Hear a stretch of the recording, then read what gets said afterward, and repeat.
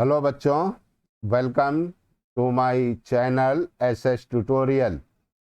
आज हम लोग फिर कुछ सॉल्व करने की कोशिश करेंगे जो कंपटीशन में आए हैं।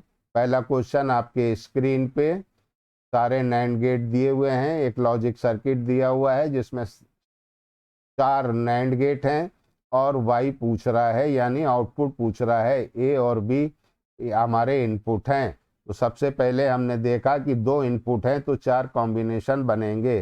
कौन कौन से कॉम्बिनेशन बनेंगे? ए और बी, यानी 0 और 0, फिर 0 और 1, 1 और 0। ये तो आप बना लेंगे। अब गेट नंबर 1 हमने इसको मान लिया है, इसका आउटपुट क्या है? सी। तो सी की वैल्यू क्या होगी? सी की वैल्यू, जब दोनों इनपुट 0 हैं तो आउटपुट हमको क्या मिलेगा? 1 मिलेगा।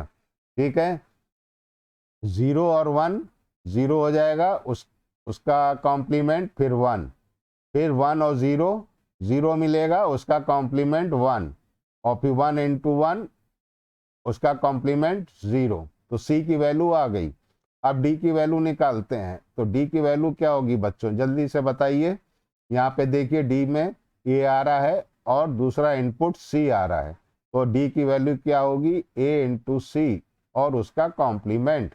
तो डी की वैल्यू क्या होने वाली है? ए और सी को मल्टीप्लाई कीजिए, यानी ए की वैल्यू 0, सी की वैल्यू 1, 0 उसका कॉम्प्लीमेंट 1, ए की वैल्यू 0, सी की वैल्यू 1, 0 उसका कॉम्प्लीमेंट फिर 1, ए की वैल्यू 1, सी की वैल्यू 1, 1 आएगा आंसर, उसका कॉम्प्लीमेंट 0। फिर यहाँ पे ए की वैल्यू 1, सी की वैल्यू 0, 0 और उसका कॉम्प्लीमेंट 1। तो डी की वैल्यू आ गई। अब इसी तरह ई की वैल्यू निकालिए। ई की वैल्यू क्या होगी बच्चों, जल्दी से बताइए। ई पे कौन कौन से इनपुट हैं? ई के ऊपर इनपुट है, एक तो ये देखिए बी आ रहा है और दूसरा सी है। तो E is equal to complement of B C, B C का कॉम्प्लीमेंट। तो ई की वैल्यू क्या होगी? बी और सी को मल्टीप्लाई कीजिए, बी की वैल्यू 0, सी की वैल्यू 1, तो 0 इंटू 1 मीन्स 1। ठीक है, फिर दूसरा 0, फिर 1, फिर 1। अब आपके पास ई की वैल्यू आ गई। अब आप इजीली वाई की वैल्यू निकाल सकते हैं। तो वाई इज इक्वल टू क्या होगा? डी इनपुट है, ई इनपुट है और उसका कॉम्प्लीमेंट। तो डी और ई की वैल्यू को मल्टीप्लाई कीजिए, तो आपके पास क्या आंसर आने वाला है? डी की वैल्यू 1 और ई की वैल्यू 1। तो 1 इंटू 1 मीन्स 1 और उसका कॉम्प्लीमेंट 0। फिर क्या आने वाला है? फिर 1 आएगा, फिर 1 आएगा और उसके बाद फिर 0 आएगा। तो ये आउटपुट आपको वाई मिलने वाला है। तो कौन सी ट्रूथ टेबल सही हुई भाई, जल्दी से बता दीजिए आप लोग कि किस ट्रूथ टेबल में 0 1 1 दे रहा है। तो 0 1 1 हमको दे रहा है ए में, तो ए इज द करेक्ट आंसर। अगला क्वेश्चन करते हैं। यहाँ पे कह रहा है कि y की वैल्यू बताइए, यानी आउटपुट बताइए। इसमें 3 नैंड गेट हैं और एक और गेट है। तो हम लोग सबसे पहले वैल्यू इसको मार्किंग कर लेते हैं समझने के लिए। ये गेट नंबर 1 मान लेते हैं, ये गेट नंबर 2 मान लेते हैं, ये और गेट है 3 मान लेते हैं, इसको 4 मान लेते हैं। तो गेट नंबर 1 का आउटपुट क्या होगा? 2 इनपुट हैं ए और बी, तो ए इंटू बी कॉम्प्लीमेंट। ठीक। अब गेट नंबर 2 पे आपके पास इनपुट है ए और दूसरा है ए बी कॉम्प्लीमेंट। तो गेट नंबर 2 का हमारे पास आउटपुट क्या होने वाला है?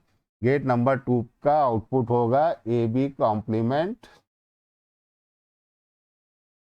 Into A whole complement. तो इसकी वैल्यू क्या होगी? ए बी डबल कॉम्प्लीमेंट, यानी ए बी।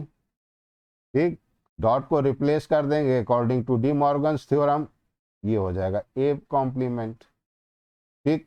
अब आइए गेट नंबर 3 की वैल्यू क्या होगी? अब गेट नंबर 3 पे भी निकालने की कोशिश करते हैं। गेट नंबर 3 हमारा और गेट है। तो यहाँ पे हम देख पा रहे हैं कि एक इनपुट हमारा बी है, दूसरा इनपुट हमारा सी है। तो ये क्या हो जाएगा? ए बी बार, क्योंकि ये और गेट है तो इसमें सम हो जाएगा। तो A B bar plus B. ठीक, अब आइए असली कहानी शुरू होती है गेट नंबर 4 पे। इसका इनपुट क्या है, गेट नंबर 2 का इनपुट और आउटपुट, और गेट नंबर 3 का आउटपुट गेट नंबर 4 पे दे रहा है।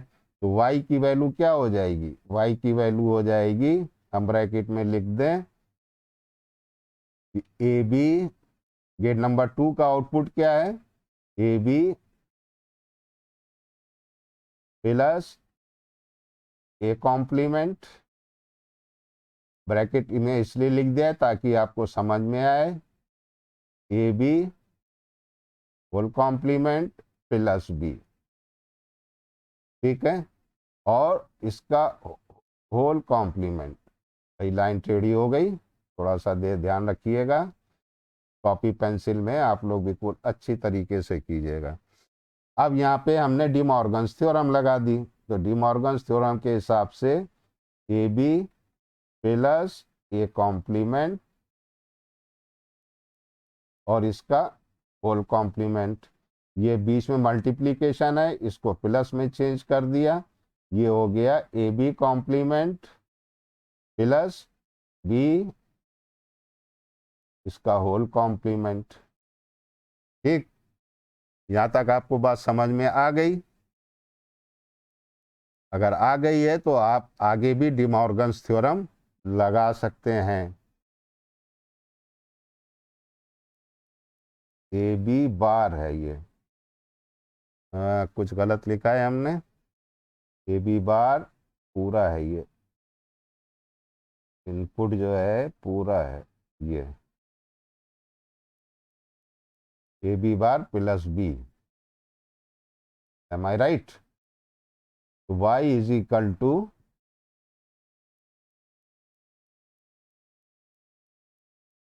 क्या होने वाला है, A B bar plus A bar plus A bar B plus B. अब फिर से डी मॉर्गन्स लगाते हैं, तो ये क्या हो जाएगा, A B bar plus into में चेंज हो जाएगा A double bar plus A B double bar, ये इनटू में हो जाएगा बी बार।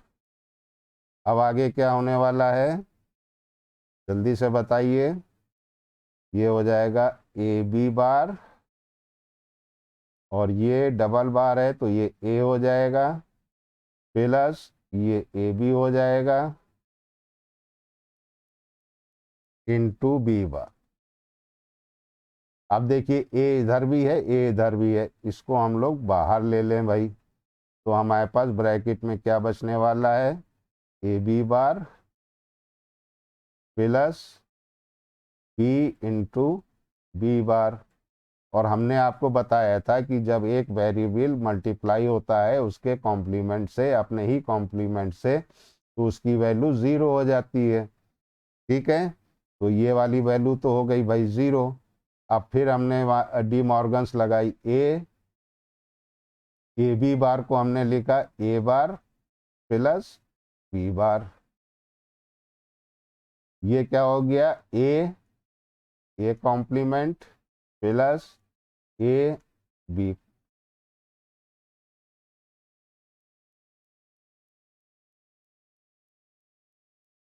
ए बी बार। तो यहाँ पे देखिए ए इंटू ए कॉम्प्लीमेंट, ये भी ज़ीरो हो गया, तो बचा क्या आपके पास, ए बी बार। तो करेक्ट आंसर आपका क्या हुआ, बी। ठीक है, तो डी मॉर्गन्स थ्योरम अप्लाई करके हम लोग इसका आंसर फट से निकाल सकते हैं। चलिए अगला क्वेश्चन करते हैं। इसने बहुत बड़ी लंबी चौड़ी कहानी लिख दी है, ये नीट का क्वेश्चन है, हम यहाँ पे टाइप करना भूल गए हैं कि किस ईयर में आया था। एनीवे आपको जो है कहानी में पढ़ के कंफ्यूज होने की ज़रूरत नहीं है। पर्पज़ उसका ये है कि बताइए कि ये वेव फॉर्म हमने आपको दी है तो कौन सा गेट है। तो देखिए 4 इनपुट हैं और x जो है वो आउटपुट है। तो आप खट से बता सकते हैं विद इन ए 10 सेकेंड। कैसे बता सकते हैं? अगर आप प्रैक्टिस करें। गेट नंबर 1 पे भी इनपुट 0 है, गेट नंबर 2 पे भी इनपुट 0 है, गेट नंबर 3 इनपुट 0 है, गेट नंबर 4 इनपुट 0 है, आउटपुट भी 0 मिला। गेट नंबर 1 1 है, सेकंड गेट पे 0 है, थर्ड गेट पे 0 है, फोर्थ गेट पे 0 है, आउटपुट 1 मिला। फिर ये 0 है, ये 1 है, यहाँ पे थर्ड गेट पे फिर 0 है, फिर 0 है, हमको फिर आउटपुट 1 मिला। फिर गेट नंबर 1 पे 1 हो गया हाई लेवल, गेट नंबर 2 पे हाई लेवल, फिर ये लो लेवल, ये लो लेवल, हमको फिर आउटपुट 1 मिल गया।